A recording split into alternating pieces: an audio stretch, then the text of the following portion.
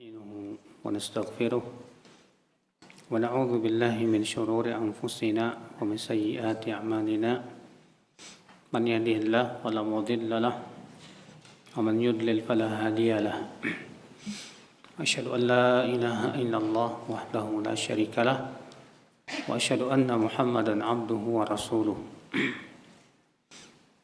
قال الله تعالى في كتابه الكريم يا أيها الذين آمنوا اتقوا الله حق تقاته ولا تموتن إلا وأنتم مسلمون أما بعد.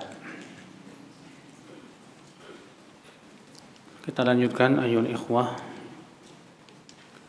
hadis ke-29 ya. An Mu'adz bin Jabal radhiyallahu anhu qala qultu ya Rasulullah akhbirni bi amalin yudkhiluni al-jannah wa yubaiduni anin nar. Qal laqad sa'alta an 'azim wa innahu la yasirun 'ala man yassarahu Allah ta'ala alayhi.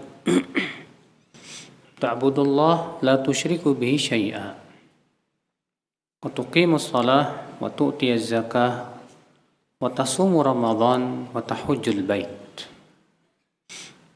ثم قال ألا أدلك على أبواب الخير الصوم جنة والصدقة تطفئ الخطيئة كما يطفئ الماء النار وصلاة الرجل في جوف الليل ثم تلا تتجافى جنوبهم عن المضاجع يدعون ربهم خوفا وطمعا ومما رزقناهم ينفقون فلا تعلم نفس ما أخفي لهم من قرة أعين جزاء بما كانوا يعملون. ثم قال ألا أخبرك برأس الأمر وعموده وذروة سنامه؟ قلت بلى يا رسول الله. قال رأس الأمر الإسلام وعموده الصلاة وذروة سنامه الجهاد. ثم قال ألا أخبرك بملاك ذلك كله؟ قلت بلى يا رسول الله. فأخذ بلسانه وقال كف عليك هذا.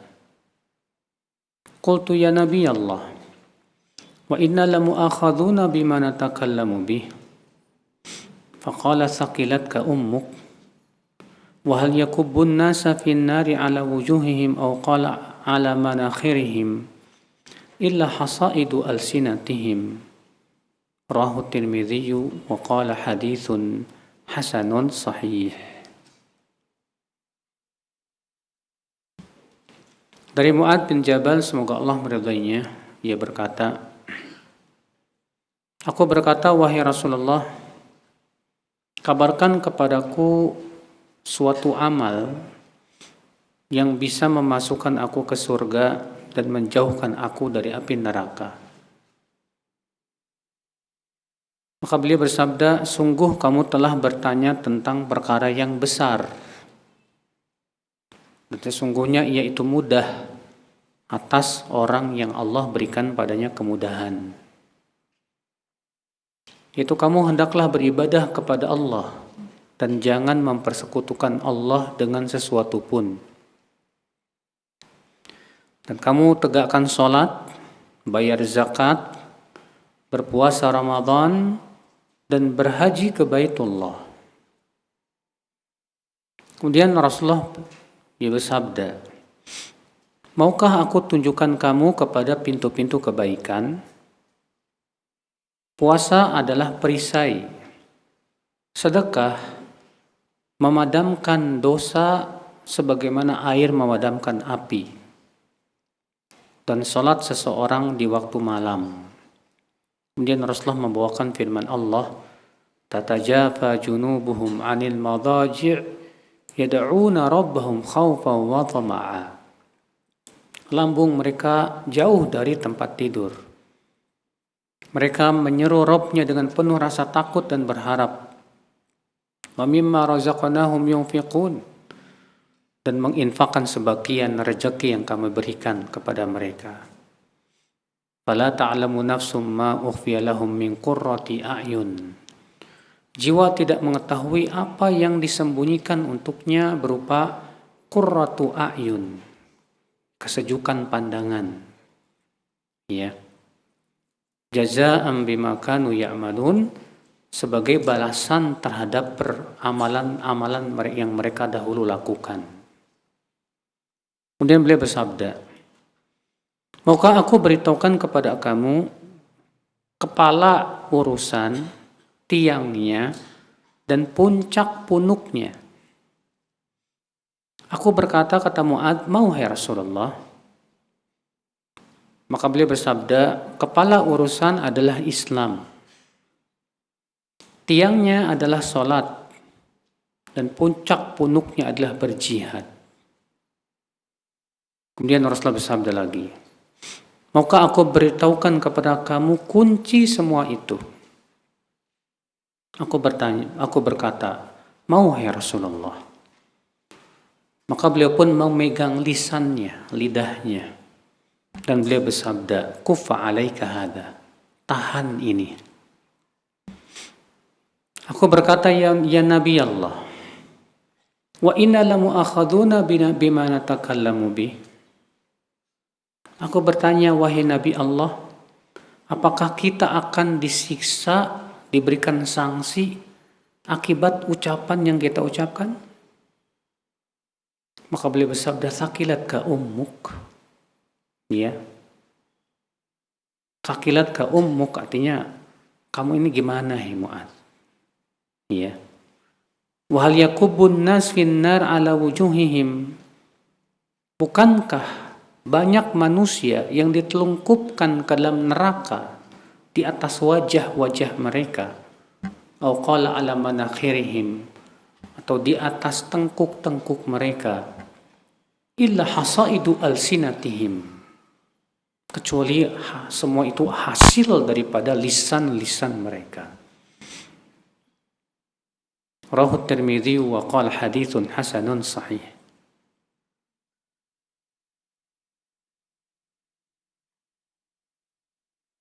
Di sini Bapak dan Ibu-ibu, kita ambil faidah yang pertama.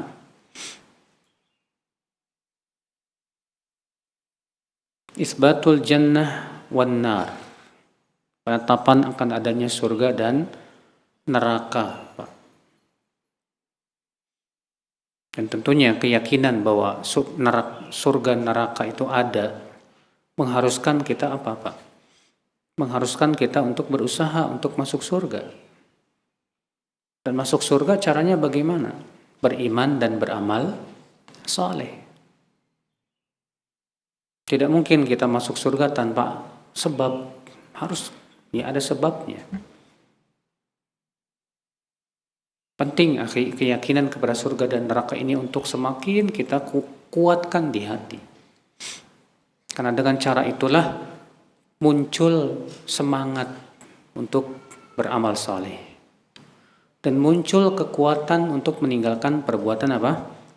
Maksiat. Ya. Kita beriman adanya neraka. Karena kita beriman, maka kita harus lari dari neraka. Caranya lari dari neraka gimana? Dengan cara menjauhi semua yang diharamkan oleh Allah. Ya. Makanya subhanallah, ini kekuatan dahsyat ya.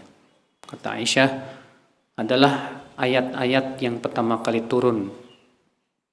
Itu tentang surga dan neraka. Kalaulah yang pertama kali turun itu hukum, jangan mencuri, mungkin kami tidak akan meninggalkan pencurian. Kalaulah yang pertama kali turun itu jangan berzina, mungkin kami tidak akan meninggalkan perzinahan. Tapi ternyata yang Allah turunkan pertama kali tentang apa? Tentang surga dan neraka. Supaya apa? Supaya muncul rasa takut dan berharap. Dengan modal itulah kemudian jiwa taslim pun muncul. Dan hasilnya luar biasa. 13 tahun Rasulullah SAW ya di awal itu berdakwah kepada akidah, pada tauhid, tentang surga, tentang neraka. Ketika Allah syariatkan hijrah. Padahal hijrah berat, Pak. Ketika Allah turunkan ayat mengharamkan arak, langsung ditinggalkan. Ketika Allah turunkan ayat hijab, langsung mereka memakai hijab tanpa bertanya-tanya. Ini hasil daripada apa, Pak? Beriman kepada surga dan neraka. Ikhwata Islam, saudaraku seiman. Faedah yang kedua, anna lin najati minan nar wa dukhul jannah asbaban. Bahwa untuk masuk surga dan neraka, untuk selamat dari neraka dan masuk surga, itu ada sebab-sebabnya. Untuk selamat dari neraka sebabnya apa? Yaitu meninggalkan yang haram. Untuk masuk surga sebabnya apa? Yaitu beriman dan beramal saleh. Ini akhi, ya. Sebabnya inilah yang harus kita usahakan. Beriman, pahami makna iman, apa itu yang termasuk iman, amal soleh, apa saja amal soleh. Maka dengan dua cara inilah kita akan selamat, ya. Allah berfirman, wal asri innal insana lafi khusr illa alladzina amanu wa amilus salihat wa tawassaw bil haqqi wa tawassaw bis sabr. Demi masa sesungguhnya manusia itu benar-benar dalam keadaan merugi. Tuh lihat, manusia itu semuanya dalam merugi. Kalau Allah mengecualikan orang yang memiliki 4 sifat. Allah mengatakan apa? Illal ladzina amanu, kecuali orang yang beriman. Wa amilus salihat, beramal saleh. Wa tawassaw bil haqq, saling berwasiat tentang kebenaran. Wa tawassaw bis sabr, dan saling berwasiat tentang kesabaran. Ini dia sebabnya, saudaraku sekalian. Faedah yang ketiga, anna hadhil asbab innama tu'rafu bi khabirir rusul. Bahwa sebab-sebab untuk masuk surga, sebab-sebab untuk selamat dari neraka hanya diketahui dari jalan Rasul. Makanya Mu'adz bertanya kepada Rasulullah, ya Rasulullah, kabarkan kepadaku apa amal yang bisa memasukkan aku ke surga dan menyelamatkan aku dari api neraka. Karena sebab-sebab masuk surga dan selamat dari neraka itu hanya Rasulullah yang tahu, Pak. Diberitahu oleh siapa? Allah. Ya, hanya Rasulullah yang tahu dari manusia. Maka kewajiban kita, kalau kita ingin selamat, cari sebabnya dalam Al-Quran banyak. Ya. Faedah yang keempat, i'zamu sya'ni hadhil asbab wa anna syaqah illa ala man yasarahallahu alaih. Sebab-sebab untuk masuk surga dan selamat dari neraka itu ternyata berat, gak mudah. Kecuali bagi orang yang Allah berikan kepada kemudahan. Makanya Bapak-bapak, Rasulullah bersabda, huffatil jannatu bil makarih. Surga itu dikelilingi dengan yang berat-berat. Ya, surga itu dikelilingi dengan yang apa? Yang makarih. Makarih itu sesuatu yang tidak disukai oleh hawa nafsu. Menurut Bapak-bapak, sholat berat nggak, Pak? Hah? Berat bagi orang yang imannya kurang. Makanya Allah mengatakan, wa innaha lakabiratun illa alal khashi'in. Sesungguhnya sholat itu berat kecuali bagi orang yang khusyuk.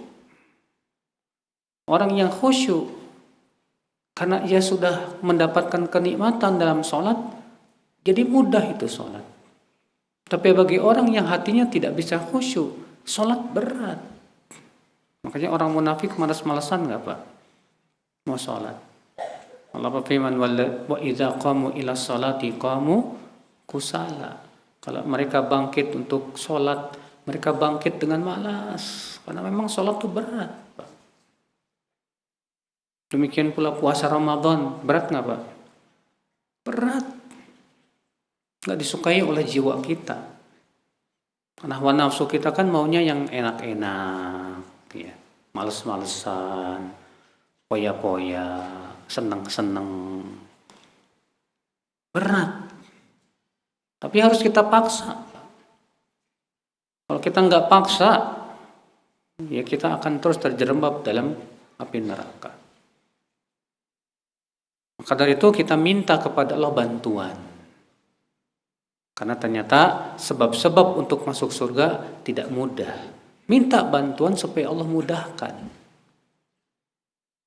Makanya Rasulullah SAW mengajarkan doa, Allahumma a'inni ala dzikrika wa syukrika wa husni ibadatik. Ya Allah, bantu aku untuk senantiasa mengingatmu. Ya. Demikian pula mensyukuri nikmatmu. Demikian pula membaguskan ibadahku kepadamu. Masya Allah. Ini saudaraku seiman. Faedah yang kelima, anna asbab as-sa'adah fil akhirah ahammul muhimmat. Sebab-sebab kebahagiaan di akhirat itu adalah yang paling penting dalam hidup kita. Bahagia di dunia orang semua mencari, Pak. Banyak orang mencari kebahagiaan di dunia. Tapi bahagia di dunia sementara, Mas.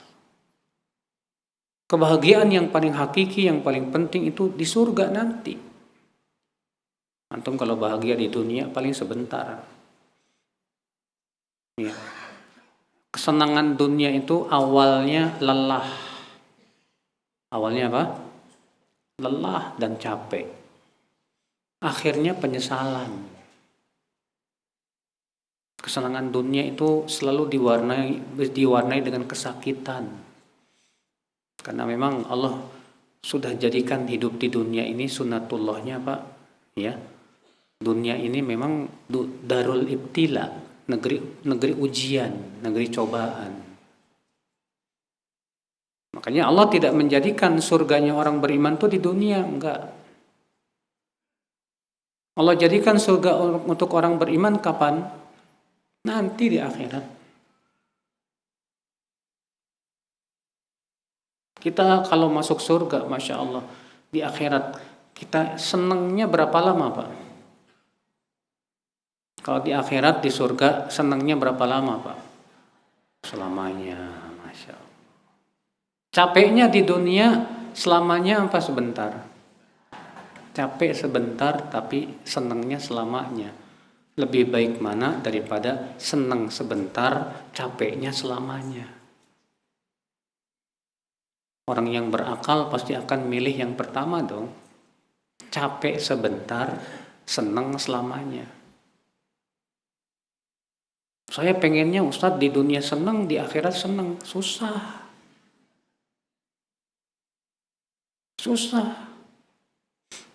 Kenapa? Karena untuk mencapai kesenangan dunia saja harus capek. Apalagi untuk mencapai kesenangan akhirat harus capek. Memang sudah sunnatullah begitu, Pak. Ya. Capek ibadah. Kalau antum merasa capek untuk ibadah, alhamdulillah, capeknya itu akan diganti oleh Allah dengan kenikmatan yang luar biasa. Orang berbuat maksiat juga capek loh, Mas. Orang joget-joget semalam suntuk, emang gak capek tuh? Mabuk-mabukan. Mabuk emang enak, Pak. Puyeng, tahu gak? Muntah, wah.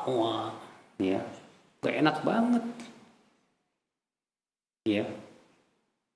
Allah akal Islam, saudaraku seiman. Maka dari itu, orang yang beriman, prinsipnya bagi dia yang terpenting saya bahagia di akhirat. Gak apa-apa saya di dunia saya menderita, gak masalah. Bagi saya akhirat segala-galanya. Kalau sudah dia punya prinsip seperti ini luar biasa. Iya. Ikhwat Islam, saudaraku seiman.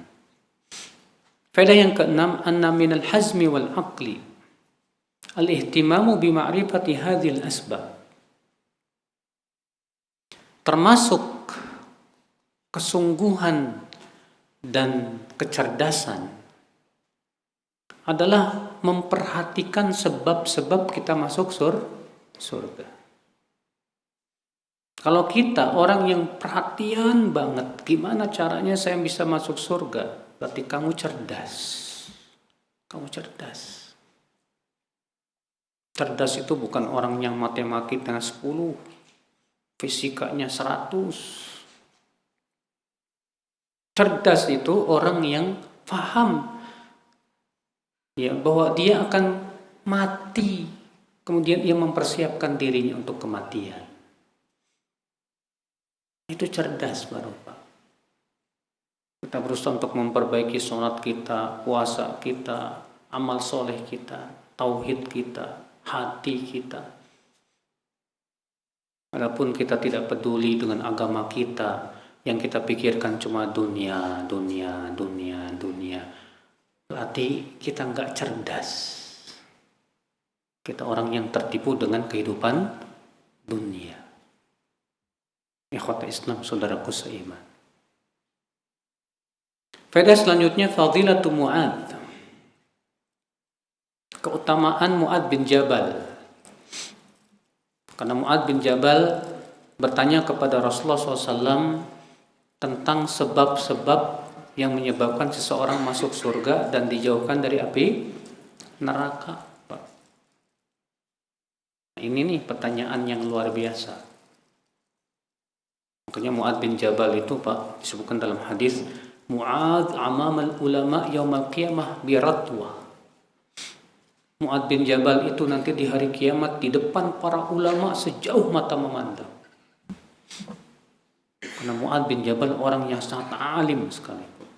Faqih beliau itu. Faedah selanjutnya ya ikhwah, isbatul qadar. Penetapan akan adanya takdir. Dari mana itu? Itu dari ucapan Rasulullah SAW. Sesungguhnya ia mudah bagi orang yang Allah berikan kepadanya apa? Kemudahan. Berarti ada orang yang diberikan oleh Allah kemudahan, ada orang yang tidak diberikan oleh Allah apa? Kemudahan. Gimana caranya dong supaya kita dikasih kemudahan sama Allah? Berjuang Mas. Berjuang dulu. Setelah kita berjuang, baru Allah berikan kemudahan. Tapi kalau kita nggak ada perjuangan, gimana Allah akan mudahkan kita? Makanya kalau antum dimudahkan oleh Allah untuk menuntut ilmu, Masya Allah, Alhamdulillah. Bersyukur Pak, itu nikmat Pak. Antum dimudahkan untuk sholat tahajud, Masya Allah, Alhamdulillah. Nikmat besar, pertahankan. Jangan sampai dicabut lagi sama Allah. Allah mudahkan antum untuk puasa sunnah, Masya Allah, itu luar biasa. Allah mudahkan juga antum ternyata untuk menghafalkan Al-Quran, Alhamdulillah, Masya Allah. Wallahi akhi, itu kenikmatan yang tak terhingga, Pak. Ya. Adapun sebatas dimudahkan kehidupan dunia, rezekinya lancar, ya. Itu hakikatnya ujian. Ya. Hakikatnya apa? Ujian. Tapi antum dimudahkan untuk beramal soleh, Masya Allah, itu nikmat yang sebenarnya. Nikmat sebenarnya. Faedah selanjutnya, annal amal bi asbabis sa'adah inama yakunu bi taisirillah. Bahwa beramal, mengamalkan sebab-sebab kebahagiaan di akhirat, semua itu adalah setelah Allah berikan kemudahan. Sebagaimana sudah kita sebutkan tadi, semua Allah yang memudahkan akhi untuk kita. Ada orang ya Pak, sholatnya nggak bisa khusyuk, susah banget. Karena Allah nggak memberikan kemudahan dia untuk apa? khusyuk. Tapi bapak kok dikasih oleh Allah kemudahan khusyuk. Masya Allah. Nikmat banget itu. Iya. Kalau kita kan selalu mikirnya gini, si fulan kok rezekinya mudah banget ya. Bisa beli mobil, bisa beli rumah. Saya mau beli sepeda aja susah. Akhirnya lama-lama suuzon sama Allah, Pak. Gak pernah mikir. Gak pernah kita sekali-kali berkata, si fulan kok Masya Allah ya dimudahkan oleh Allah untuk tahajud, kok saya enggak. Si fulan Masya Allah ya dimudahkan untuk menghafal Quran, kok saya belum. Gak bisa. Coba kita mikir gitu harusnya, Pak. Ya. Makanya orang fakir miskin di zaman Rasulullah SAW sebagainya telah lewat hadisnya kan. Orang fakir miskin mengadu kepada Rasulullah tentang orang kaya, bukan orang kaya karena kekayaannya, enggak. Iya.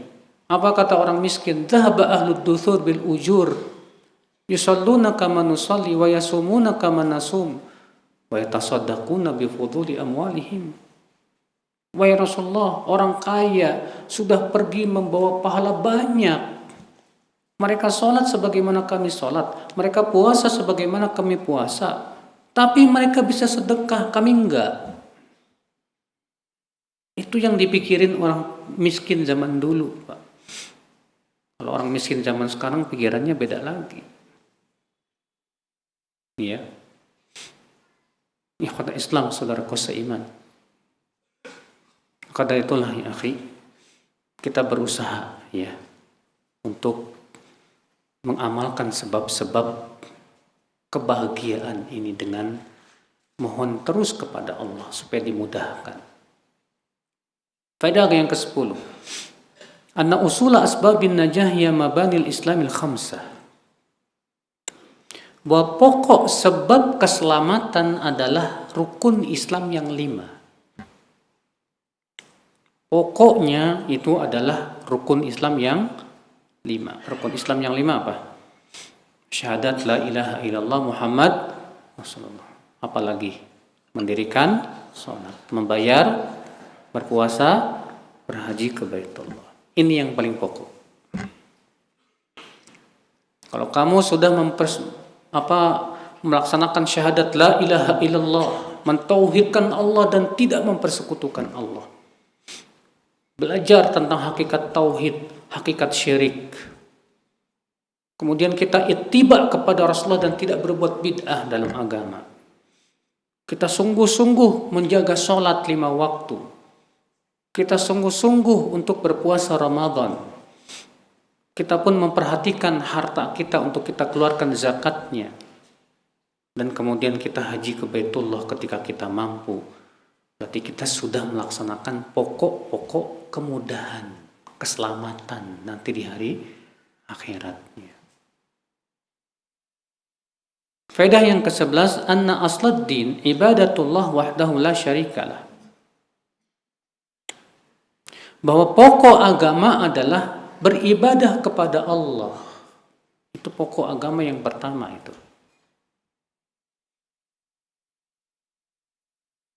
Karena manusia diciptakan oleh Allah tujuannya untuk ibadah.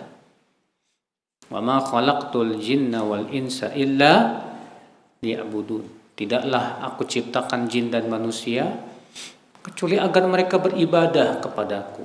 Tuh lihat. Makanya bapak dan ibu usahakan ya aktivitas kita itu enggak lepas dari ibadah. Masa sih? Jadi kita harus ibadah terus gitu. Sholat aja gitu, puasa aja gitu terus. Pahami Pak, makna ibadah. Ibadah itu kata Ibnu Taimiyah apa? Ismun jami'un likulli ma yuhibbuhu Allah wa yardah minal aqwali wal a'mali adh-dhahirati wal batinah. Ibadah adalah nama yang mencakup semua yang Allah cintai dan ridhai. Tuh lihat. Nama yang mencakup semua yang Allah ridhai dan cintai. Berupa apa? Berupa ucapan dan perbuatan yang tampak maupun yang tersembunyi. Tuh. Semua yang Allah cintai dan ridhai. Dari mana kita tahu itu dicintai oleh Allah dan diridhai, Pak? Hah? Dari mana kita tahu itu dicintai oleh Allah dan diridhai? Dari wahyu yang Allah wahyukan kepada Rasulullah SAW.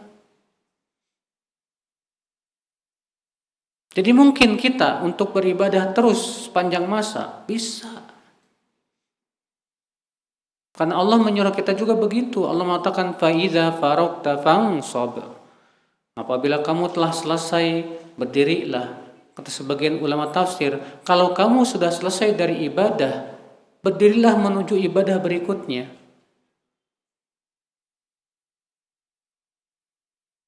Bapak-bapak bangun tidur, tahajud, ibadah. Habis tahajud, tidur lagi. Karena ngikutin Rasul, ibadah. Pas azan subuh, bangun. Kemudian sholat qobliyah subuh. Kemudian pergi ke masjid, ibadah. Habis sholat subuh, zikir. Setelah sholat, ibadah. Habis zikir, ya, zikir pagi dan petang, ibadah. Setelah itu pulang ke rumah. Ngapain? Siap-siap.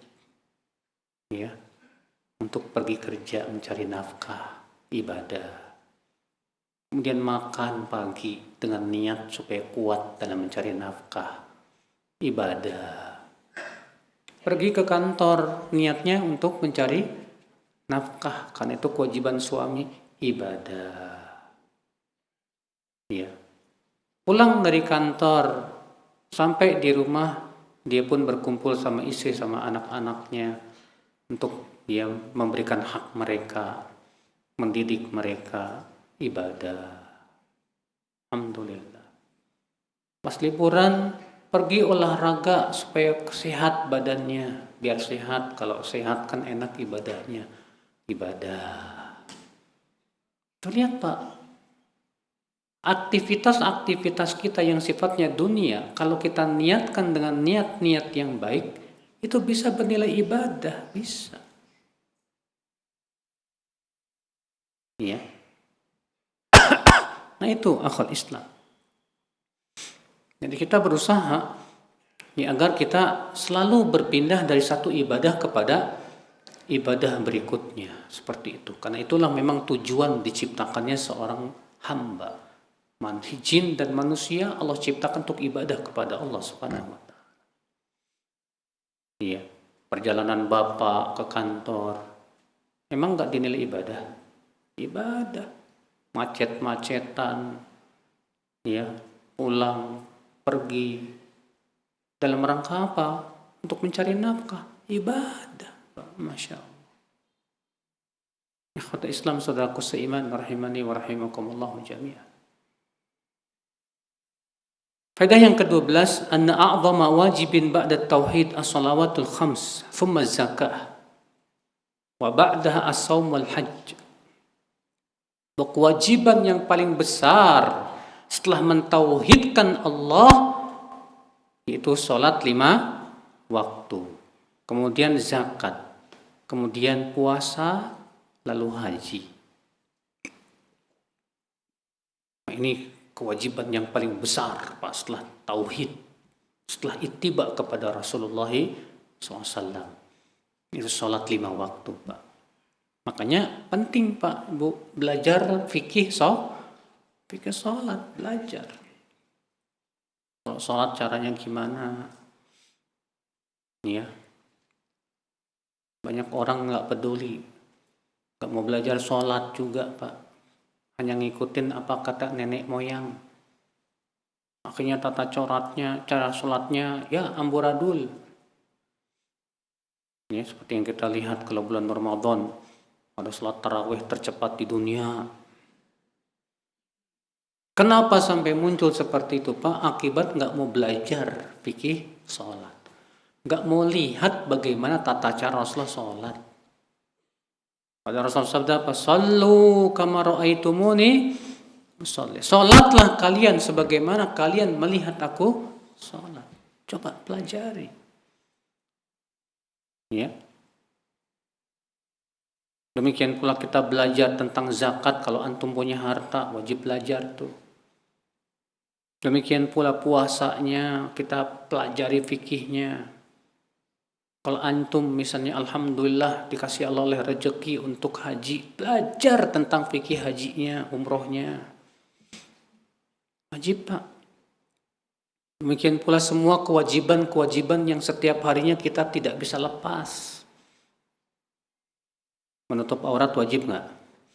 Wajib, berarti belajar wajib tuh tentang fikih menutup aurat. Ibu-ibu sering belenjong, ya. Tiap hari belanja, wajib belajar bagaimana fikih dan adab jual beli. Banyak ibu-ibu tuh, Pak, kalau nawar tuh sampai nyekik, Pak. Bener.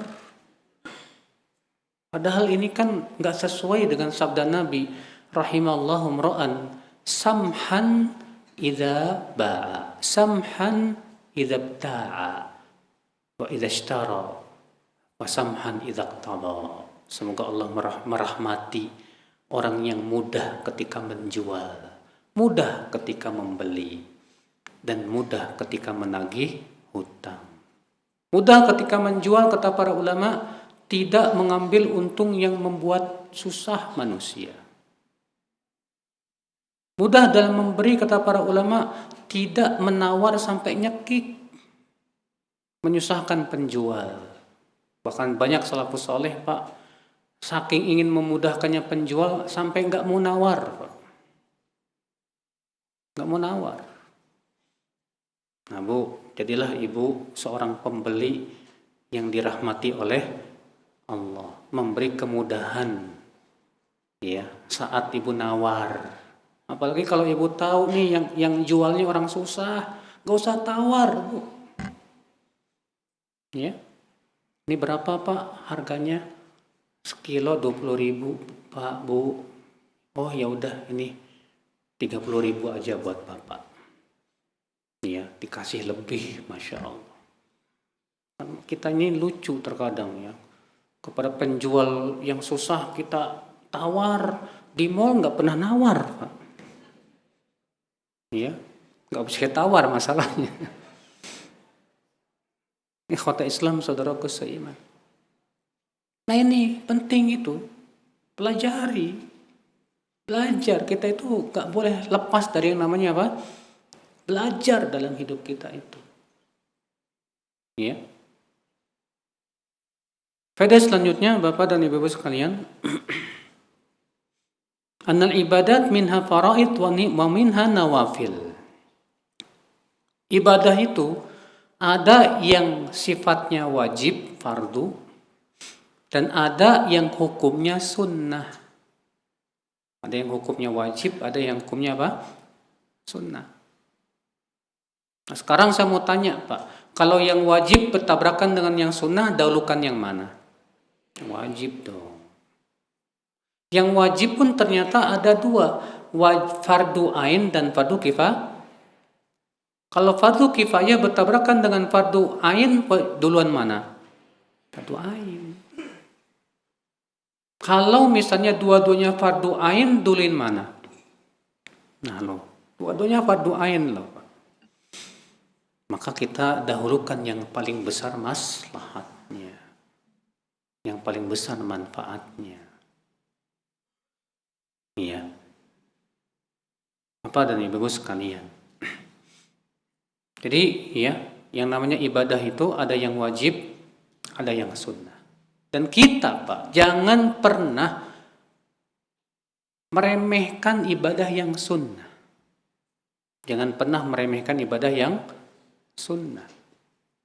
Karena banyak di antara kita itu ya, ketika mau mengamalkan yang sunnah, setan datang tuh, Pak, dan berkata, cuma sunnah ini, kalau sunnah kan enggak nggak berdosa ditinggalin. Akhirnya kita nggak mau melakukannya, padahal itu pahalanya gede loh. Ya. Rasulullah bersabda apa? La tahqiranna minal ma'rufi syai'an walau an talqa akhaka wa wajhuka ilaihi mubasir. Jangan kamu menganggap remeh kebaikan itu sekecil apapun. Walaupun dengan cara kamu bertemu dengan saudaramu dalam keadaan wajahmu berseri-seri. Ibu senyum sama temennya ketika datang ke kajian. Barangkali itu sebab ibu masuk surga. Iya. Jangan dianggap remeh, Pak, Bu. Banyak di antara kita udah ngaji itu wajahnya jadi bermuka masam, nggak tahu kenapa. Makin lama ngaji, ngomongnya semakin pedes. Nggak tahu itu ngaji apa ngerujak.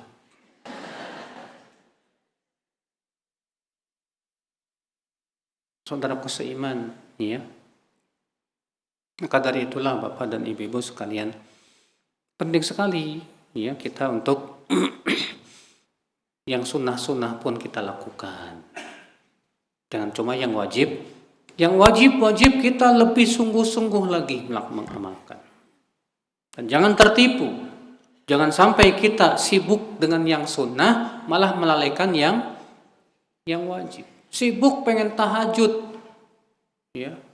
Wah, sholatnya Masya Allah dari jam 1 sampai jam 3, Pak. Tidur dia kecapean, bangun jam 6. Sholat subuhnya ketinggalan.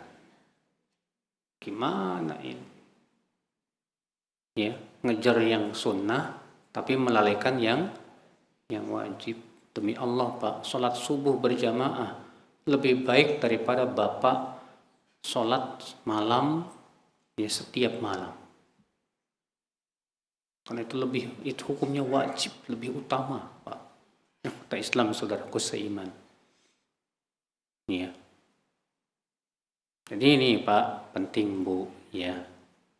Pahami dulu hukumnya apa. Ini hukumnya wajib atau hukumnya apa? Sunnah. Ibu-ibu juga jangan sampai demi mengejar yang sunnah, habis sholat pengen menjaga zikir pagi dan petang, suaminya minta nggak dikasih. Nah, lagi zikir enak-enak diganggu. Suami apaan itu?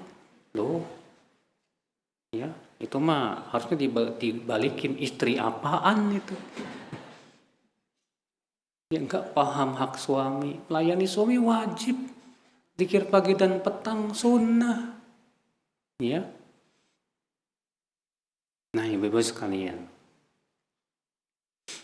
Faedah selanjutnya yang ke-14, rahmatullah bi ibadihi an fataha lahum abwabal khair liyatazawwadu min asbabil ajr wa maghfiratiz dzunub. Di antara rahmat Allah kepada hamba-hambanya yaitu membuka untuk mereka pintu-pintu kebaikan, Masya Allah. Agar mereka semakin membekali diri mereka dengan sebab-sebab pahala dan ampunan dari dosa. Alhamdulillah, Pak. Kalau dibukakan pintu-pintu kebaikan sama kita itu Masya Allah, Alhamdulillah. Rasulullah sebutkan bahwa pintu kebaikan ada 3. Kata dalam hadis ini, ya. Karena Rasul bersabda kepada Mu'adz, ala adulluka ala abwabil khair? Maukah aku tunjukkan kamu kepada pintu-pintu kebaikan? Apa itu, hai Rasulullah? Mau, hai Rasulullah. Kata Rasulullah apa? Yang pertama, puasa. Yang kedua, sedekah. Dan yang ketiga, sholat malam. Ternyata 3 ini, Pak, pintu segala kebaikan. Kalau antum bisa melakukan 3 ini, terbuka buat antum semua kebaikan. Antum suka puasa sunnah maupun yang wajib. Antum pun juga senang bersedekah. Ya. Antum juga Masya Allah suka sholat malam. Kalau 3 pintu ini ada pada diri seseorang, Masya Allah, berarti dia sudah memiliki 3 pintu apa? Kebaikan. Ya. Ikhwata Islam, saudaraku seiman. Faedah selanjutnya, fadlus shaum was sadaqah was shalah fi jawfil lail. Keutamaan 3 amal ini. Yang pertama puasa, saum. Yang kedua sedekah. Yang ketiga salat di tengah malam, di waktu malam. Ini 3 amalan yang luar biasa.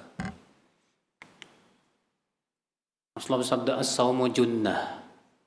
Puasa itu perisai. Masya Allah. Ya. Dalam satu riwayat yang lain Rasul bersabda, alaika bis-siyam fa innahu la mithlalah. Hendaklah kamu berpuasa, karena puasa itu amalan yang tidak ada tandingannya. Bayangkan Rasulullah mengatakan puasa itu amalan yang tidak ada apa? Tidak ada tandingannya. Iya. Bagaimana tidak? Puasa itu amalan untuk Allah. Kata Rasulullah SAW apa? Kullu amal ibni Adam lah illa siyam fa innahu li. Setiap amalan anak Adam itu buat dia, kecuali puasa. Maka sesungguhnya puasa itu untukku, kata Allah Subhanallah. Wa ana ajzi bih, dan aku yang akan langsung memberinya pahala. Ajib. Puasa ini luar biasa sekali. Demikian pula sedekah. Sedekah ini luar biasa. Terutama ibu-ibu. Ketika Rasulullah Rasulullah mengabarkan, ya, uritun nar fa idza aktaru ahlihan nisa, ya ma'syaran nisa tasaddaqna fa inni uritun nar fa idza aktaru ahlihan nisa. Wahai para wanita, sedekahlah kalian, karena aku diperlihatkan kepadaku api neraka. Ternyata kebanyakan penduduknya adalah para wanita. Masya Allah. Lihat, Rasulullah menyuruh dulu, wahai wanita, sedekahlah. Setelah itu Rasulullah menyebutkan sebabnya. Kenapa? Ternyata yang paling banyak menjadi penduduk neraka itu wanita. Sehingga kata Ibnu Hajar, dari sini kita bisa ambil faidah bahwa sedekah itu bisa mencegah seorang wanita untuk masuk neraka. Luar biasa. Dalam hadis yang lain disebutkan, ya, al-mar'u fi dhilli shadaqatihi yaumal qiyamah. Seseorang itu akan berada di bawah naungan sedekahnya pada hari kiamat nanti. Jadi sedekah yang sudah kita sedekahkan itu jadi naungan kita yang akan menaungi kita, Pak. Di padang mahsyar saat matahari didekatkan satu mil. Masya Allah. Ya.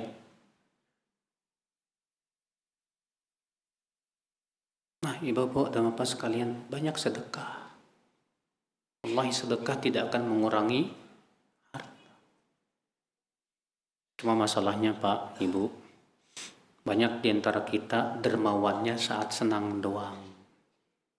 Saat susah jadi koret. Kalau para sahabat dermawannya susah maupun senang. Itu hebatnya para sahabat. Kalau kita dermawannya saat senang, saat susah koret. Lebih besar mana, Pak? Dermawan saat senang atau dermawan saat susah? Saat susah. Karena itu lebih berat. Makanya Rasulullah SAW bersabda dalam hadis, dirhamun sabaqa mi'at alf dirham. Ada orang yang bersedekah 1 dirham, tapi bisa mengalahkan sedekah orang yang bersedekah 100.000 dirham. Para sahabat bertanya, kaifa dzalika ya Rasulullah? Bagaimana bisa ya Rasulullah? Kata Rasulullah, rajulun indahu malun katsir. Bisa, kata Rasulullah. Ada orang yang hartanya banyak. Lalu dia ambil 100.000, dia sedekahkan. Rajulun indahu dirhaman, Dan ada orang yang hartanya cuma 2 dirham. Dia ambil 1 dirham, dia sedekahkan. Bayangkan kalau ibu punya tabungan 1 miliar. Tabungannya 1 miliar. Saya yakin buat sedekah 1 juta, merem. Duitnya masih 999,99 juta. Merem. Tapi di tabungan tinggal 100 ribu. Ya Allah, mau sedekah 50 ribu, mikir 20 kali, Pak. Sedekah gak. Tapi dia lawan kepikirannya, tetap sedekah juga. Ajib. Iya. Para sahabat lebih dari itu, Pak. Suatu malam Rasulullah SAW kedatangan tamu. Ternyata Rasulullah nggak punya makanan apa-apa untuk menjamu tamu. Akhirnya Rasulullah bersabda kepada para sahabatnya, adakah yang mau untuk menjamu tamuku malam ini? Kata Tolhah, aku ya Rasulullah. Aku akan menjamu. Saya lupa namanya Tolhah apa Hundolah, saya lupa ya. Yang jelas dia orang Ansor. Dibawanya itu tamu ke rumahnya. Sampai di rumahnya dia bertanya ke istrinya, ada makanan nggak? Ya buat tamu kita. Aku bawa tamunya Rasulullah. Kata istrinya, ada, tapi cukup buat anak-anak kita saja. Udah nggak apa-apa, kasih aja makan tamu. Buat anak-anak kita masakin batu. Libur mereka seakan-akan kita masak. Akhirnya malam itu tamunya kenyang. Sementara Tolhah, istrinya dan anak-anaknya kelaparan malam itu, Pak. Coba siapa kita yang mampu seperti ini, Pak? Gak ada. Iya. Makanya Allah puji ya para sahabat itu. Wa yu'thiruna ala anfusihim walau kana bihim khasasah. Mereka lebih mementingkan orang lain walaupun dirinya susah. Ini dermawan tingkat tinggi ini, Pak. Susah di zaman sekarang ini kita untuk punya sifat dermawan tingkat tinggi ini, Pak. Ya, ketika susah tetap dermawan gitu. Allahu Akbar. Ikhwata Islam, saudaraku seiman, rahimani wa rahimakumullah jami'an. Nah, itu sedekah.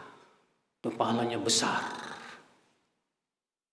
Abu Musa al-Ash'ari bercerita. Kata Abu Musa atau Abdullah bin Mas'ud, saya lupa, ya. Dahulu ada orang yang sudah beribadah 60 tahun namanya. Kemudian ia digoda oleh seorang wanita pelacur yang cantik. Rupanya ia tergoda, akhirnya dia berzina 6 hari. Lalu dia pun pergilah karena malu, meninggalkan tempat ibadahnya. Kemudian ia kelaparan di jalan, lalu kemudian singgahlah di sebuah masjid.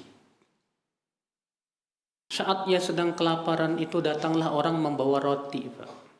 Dikasih ke dia roti.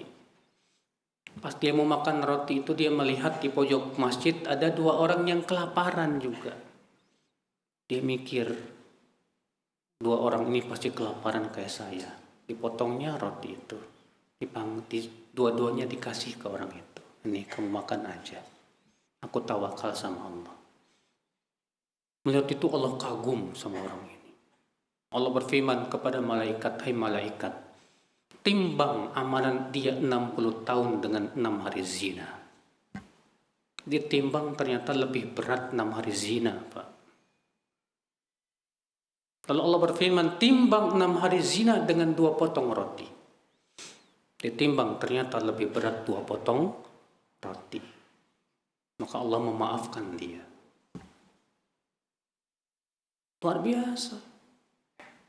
Ya, sedekah nih. Makanya sedekah saat susah itu lebih besar pahalanya dibandingkan sedekah saat apa?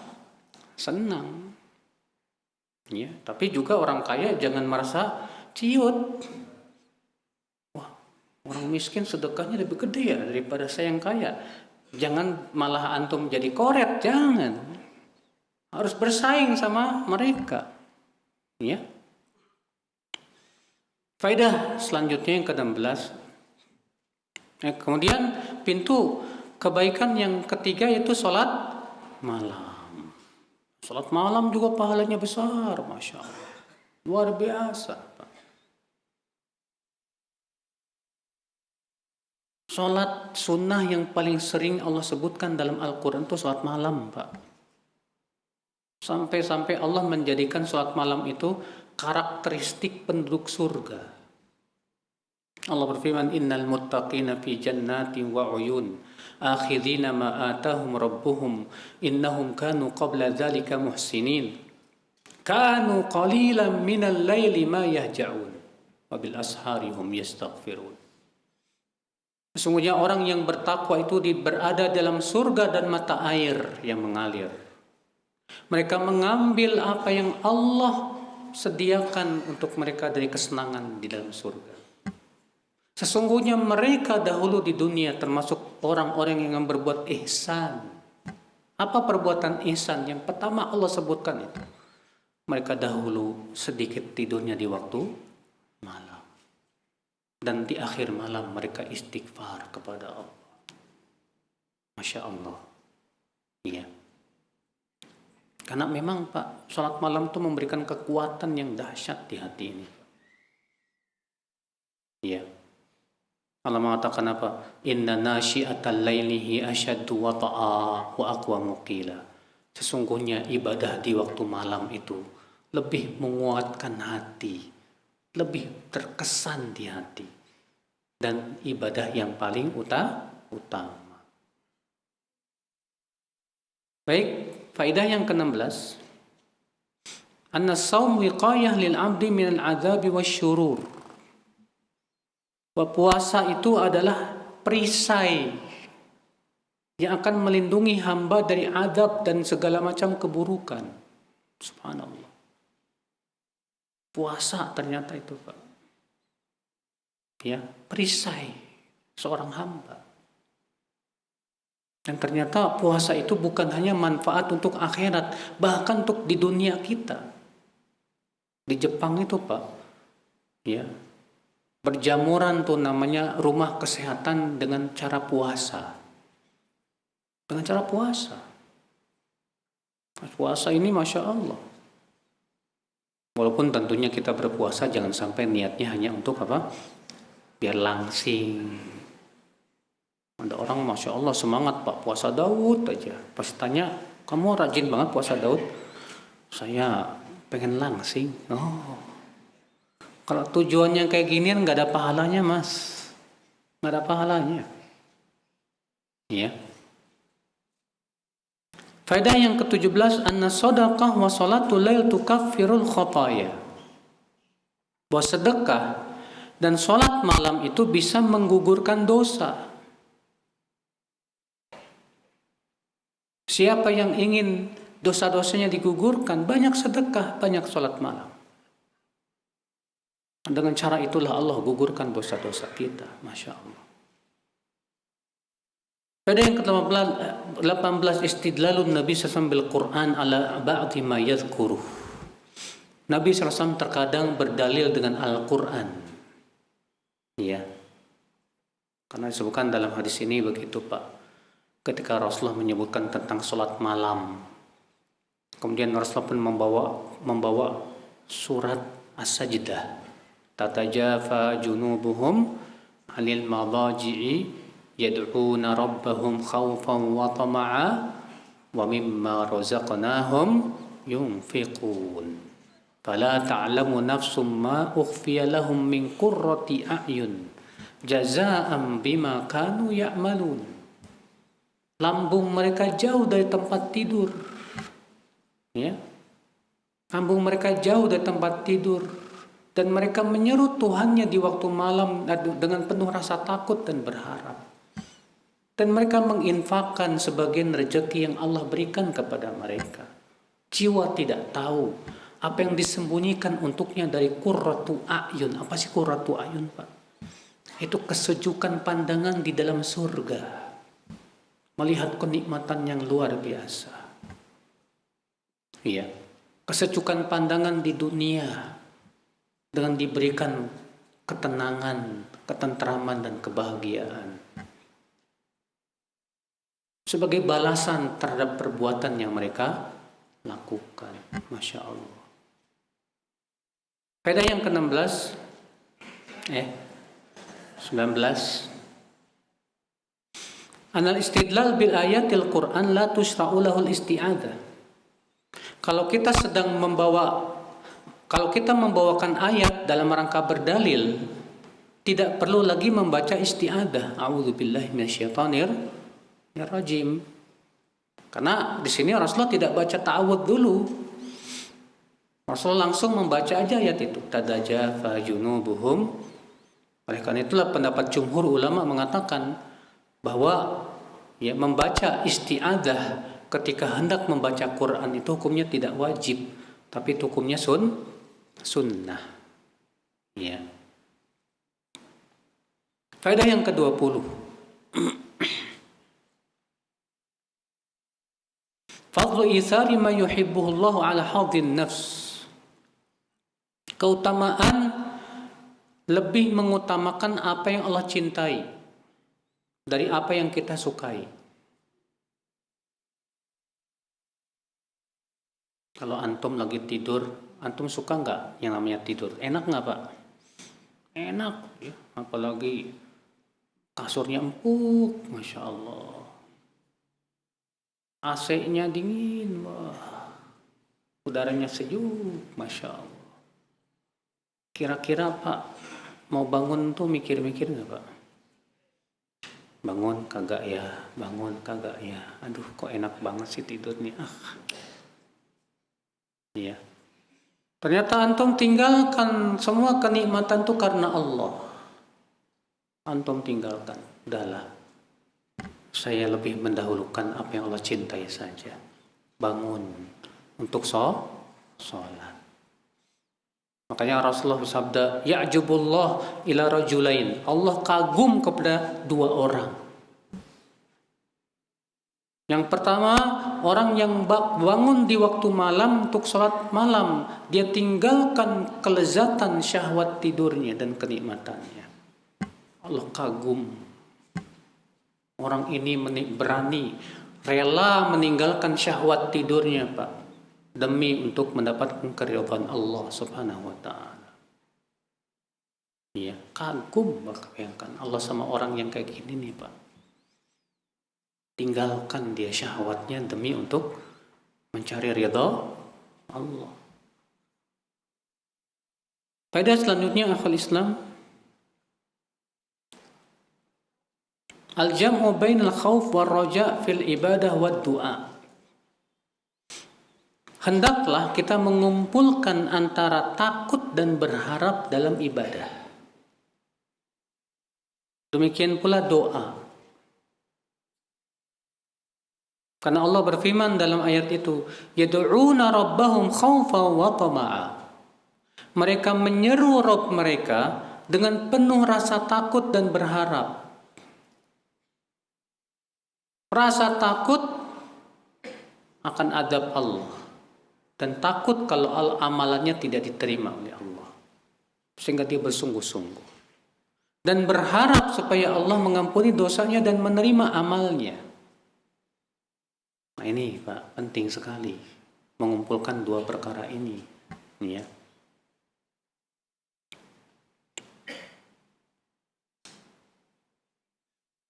Faedah selanjutnya, al-jam'u fi dzikri baina shalah was shadaqah fardhan aw tatawwu'an. Allah mengumpulkan salat dengan sedekah. Selalu seringkali Allah merendengkan salat dengan apa? Sedekah. Dalam ayat ini demikian pula. Tatajafa junubuhum 'anil madaji'i yad'una rabbahum khaufan wa tama'a wa mimma razaqnahum yunfiqun. Lambung mereka jauh dari tempat tidur. Mereka menyuruh Rabb-nya dengan penuh rasa takut dan berharap. dan mereka menginfakkan sebagian rezeki yang Allah berikan. Masya Allah. Ketika Allah menyebutkan salat tahajud, Allah menyebutkan sedekah. Makanya salat sama sedekah itu selalu berendengan. Ya, ini dua ibadah yang agung sekali. Pada selanjutnya, anna salata amudul Islam. Bahwa salat adalah tiang agama. Tiang agama. Berarti salat 5 waktu tiang-tiang agama. Bayangkan Pak, kalau bangunan tiangnya roboh semuanya gimana kira-kira? Roboh. Makanya pendapat Syekhul Islam, beliau mengatakan orang yang tidak sholat sama sekali bukan muslim. Karena agamanya sudah hilang, sudah roboh. Tiang-tiangnya roboh semuanya. Ya. Ikhwata Islam, saudaraku seiman.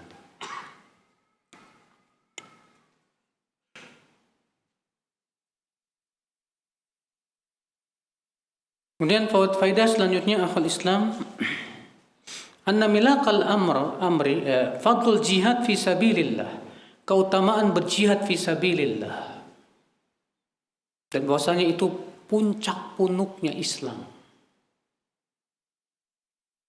Dan jihad Pak ada 4 martabat.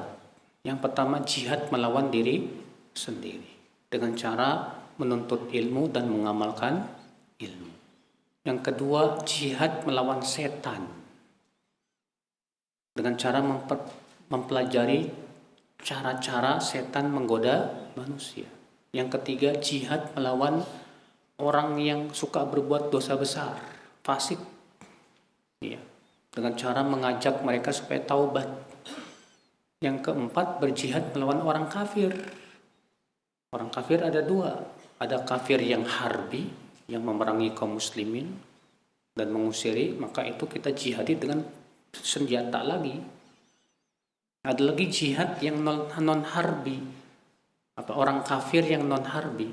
Orang kafir non harbi itu orang kafir yang tidak memerangi kaum muslimin, maka tidak boleh diperangi, tapi dijihadi dengan cara didakwahi. Ya. Faedah selanjutnya, anna milakal amri hifdzul lisan, bahwa kunci semua itu adalah menjaga lisan. Dan ini menunjukkan bahaya lisan, Pak.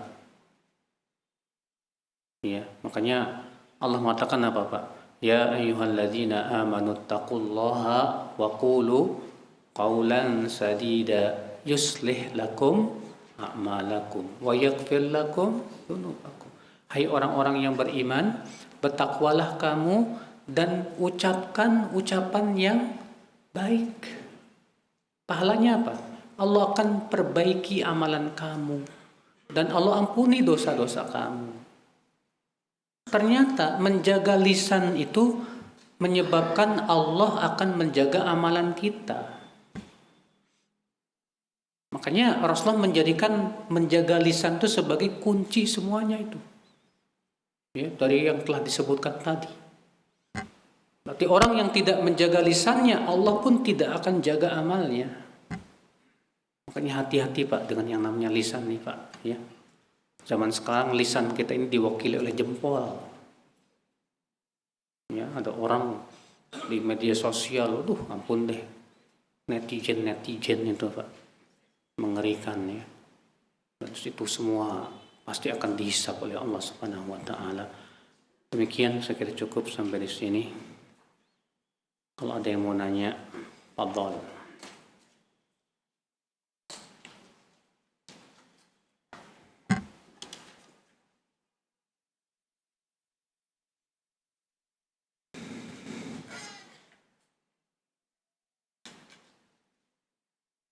Bagaimana dengan ucapan ulama yang menyebut bahwa di dunia ada surga? Siapa yang tidak bisa merasakan surga dunia maka tidak akan masuk surga akhirat. Surga dunia apa yang disebutkan ulama ini? Tahu nggak? Ini yang mengatakannya Ibnu Taimiyah, Pak. Inna fil dunya jannah man lam yadkhulha lam yadkhul jannatal akhirah. Di surga itu di dunia ini ada surga. Siapa yang tidak pernah masuk surga dunia, dia tidak akan masuk surga akhirat. Apa itu? Ma'rifatullah, mengenal Allah. Dan benar, mengenal Allah itu surga dunia.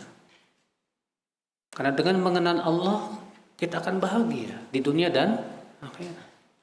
Sebaliknya kalau antum gak kenal Allah, bahkan kafir kepada Allah, bagaimana antum akan masuk surga? Gak bakalan bisa. Ya.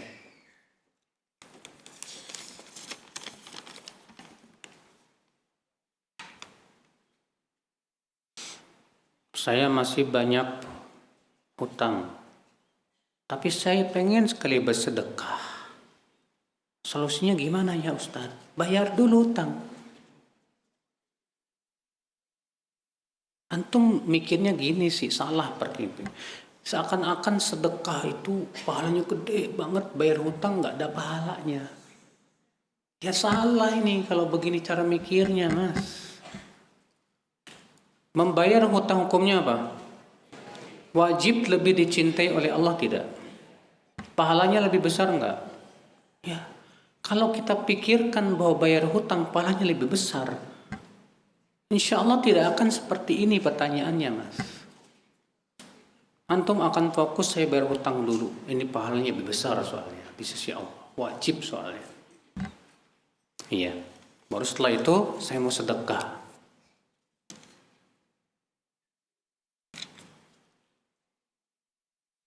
Ana niat puasa Senin Kamis. Tapi Kamis ana mau safar. Bolehkah puasa Senin saja? Boleh, enggak masalah. Silahkan. Ana sudah beberapa hal ini sudah susah tidur. Apakah boleh sholat tahajud tanpa didahului tidur? Enggak masalah. Iya. Tidak syarat sholat malam itu harus tidur dulu. Kalau antum memang enggak bisa tidur, sholat Pak, benar. Dengan sholat insya Allah biasanya antum bisa tidur. Tenang hati antum. Stresnya hilang. Makanya Allah mengatakan ya ayyuhalladzina amanu ista'inu bis-sabri was-shalah. Hai orang-orang yang beriman, mintalah tolong dengan sabar dan salat. Mana yang lebih utama, suami cari nafkah dengan menuntut ilmu? Jangan ditabrakin, Mas. Masa suami kerjaannya nuntut ilmu tapi enggak nyari nafkah? Ini namanya menyia-nyiakan kewajiban, dosa tuh suami. Jadi gimana dong? Cari nafkah jalan terus, nuntut ilmu jalan terus. Ada waktunya dibagi. Ya, ada waktu untuk mencari nafkah, ada waktu untuk mencari ilmu. Maka perempuan saya telah ditalak 3 oleh suaminya tahun lalu. Sekarang mereka ingin merujuk dengan cara yang diatur mereka. Itu kakak saya menikah dengan laki-laki yang dipilihkan oleh mantan suaminya. Ini haram. Bahkan pelakunya dilaknat. Rasulullah SAW bersabda, la'anallahul muhallil wal muhallallah. Semoga Allah melaknat laki-laki yang menghalalkan yang dihalalkan untuknya. Ini disebut dalam hadis at-taisun musta'ar, bandot pinjaman. Itu enggak bandot, Pak. Malah kambing pejantan. Haram ini, Pak. Pernikahannya sah, tidak sah. Abadan, enggak sah. Ya. Sampai si wanita nikah dengan laki-laki yang memang sama-sama suka sama suka, udah. Lalu kemudian cerainya pun juga dengan kesadaran, bukan karena ingin dihalalkan, bukan. Caranya seperti ini malah sudah enggak sah, sudah gitu kena laknat. Itu dosa besar. Kalau kita punya dana pas-pasan, boleh tidak mendaftar umroh dengan memilih paket yang murah. Ya nggak, silakan Pak. Kalau pas-pasan kan enak Pak. Pas buat beli rumah, pas buat beli mobil, pas buat umroh. Ya kalau memang hartanya ya pasnya segitu, ya udah. La yukallifullahu nafsan illa usaha. Allah tidak mewajibkan kamu umrohnya harus paket bintang 5, enggak. Ya, itu kan pilihan, silakan. Kalau mampunya paket bintang Kejora, nggak masalah. Ya. Jika kita sudah selesai sholat dan ingin berdoa, apakah kita mengangkat tangan? Kalau sholat 5 waktu, tidak pernah kita mendengar Rasulullah SAW mengangkat tangan setiap kali setelah sholat. Makanya Imam Asy-Syatibi menganggap itu perkara bid'ah. Tapi kalau sholat malam, silahkan. Ya. Karena memang di waktu malam, waktu-waktu yang Kemudian yang kedua, ketika kita sholat, ada waktu yang sangat mustajab, yaitu saat sujud dan sebelum salam. Kenapa tidak gunakan untuk berdoa? Rasulullah, wa amma sujud fa aksiru fihi du'a, adapun sujud perbanyaklah berdoa. Faqaminun an yustajaba lakum, karena itu lebih dekat untuk diijabah. Iya. Bolehkah ibu rumah tangga usia lebih dari 40 tahun menghafal Quran? Terkadang ada pekerjaan rumah yang tertunda. Menghafal Quran hukumnya apa? Pekerjaan rumah ini sifatnya apa? Kalau pekerjaan rumah itu perkara yang wajib, jangan sampai demi yang wajib, demi yang sunnah, melalaikan yang wajib, salah. Kecuali kalau pekerjaan rumah ini sifatnya mubah-mubah saja. Kalau nggak dikerjain pun nggak masalah. Ya.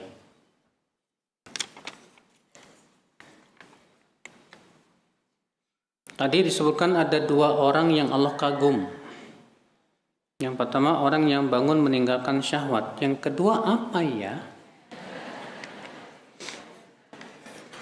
Yang kedua, kata Rasulullah, orang yang berperang di jalan Allah lalu pasukannya kalah.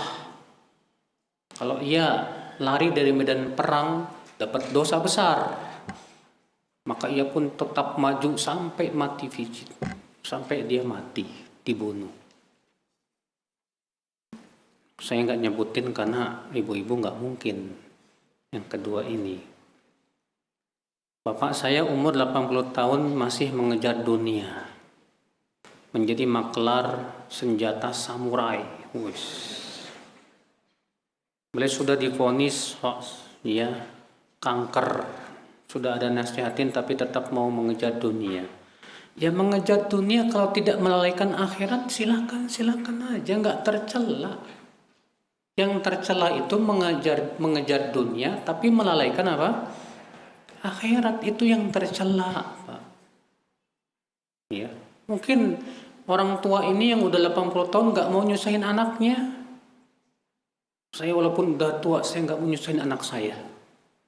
Saya tetap mau yang kerja sendiri, biar saya punya penghasilan sendiri, biar anak-anak saya juga nggak susah. Saya nggak mau nyusahin anak. Ini orang tua hebat loh, Pak. Orang tua yang nggak menyusahkan anaknya, nggak mau. Iya.